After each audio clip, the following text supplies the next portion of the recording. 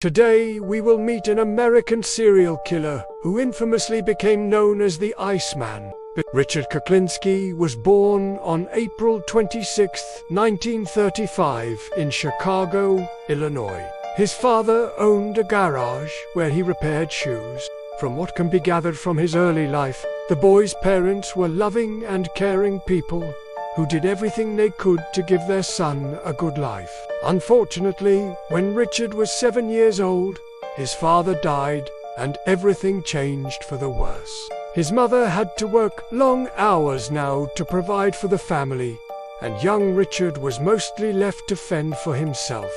To make matters worse, he had a sadistic older brother named Bruce, who often beat him up and even forced him to sleep with his dog.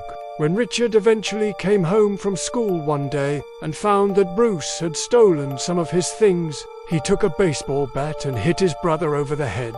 Bruce survived, but suffered brain damage which left him mentally disabled. Soon after this incident, Richard ran away from home and joined the army. There he received further training in killing, weapons, and torture.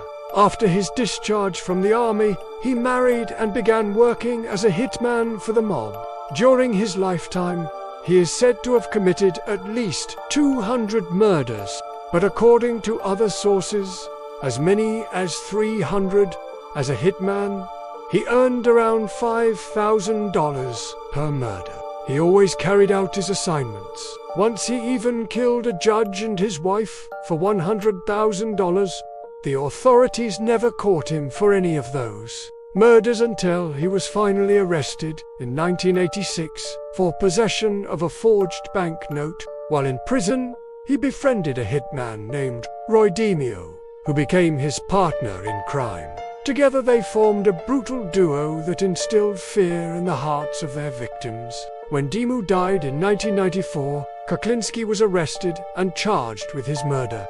It turned out that before dying, Demeanor had made several audio recordings in which he confessed to various murders and also implicated Kuklinski as an accessory to some of the killings. Although there was no direct evidence that linked Kuklinski to any of the murders, he was nonetheless convicted and sentenced to 15 years in prison.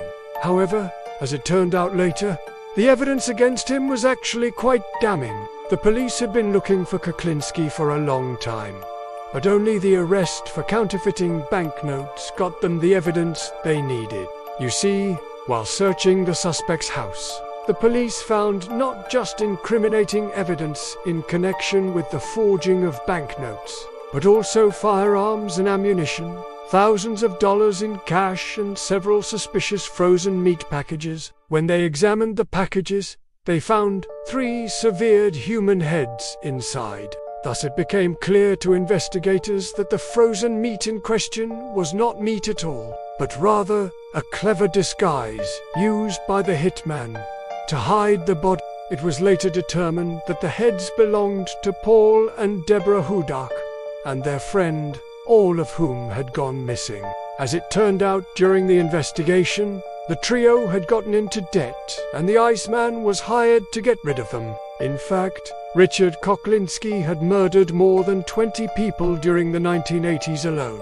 Investigators believe that the real number of his victims could be as high as 300, which would make him one of the most prolific serial killers in history. When asked during an interrogation how he managed to get away with so many murders, Kuklinski replied that he was very careful and always planned every step in advance. At trial, the prosecution presented overwhelming evidence against the defendant, including the testimony of several witnesses who had seen him with some of the victims prior to their disappearances. Additionally, DNA testing confirmed that the blood found on his clothes matched that of some of the victims. In the end, the jury deliberated for only 2 hours before returning a guilty verdict.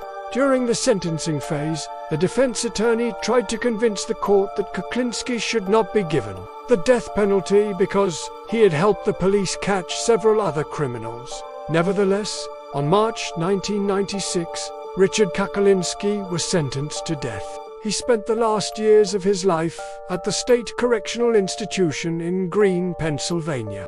On March 21, 2006, at 12:09 a.m., his life ended as 21 lethal chemicals were injected into his body. The Iceman's chilling story has inspired numerous documentaries and movies, including the 2012 film starring Michael Shannon.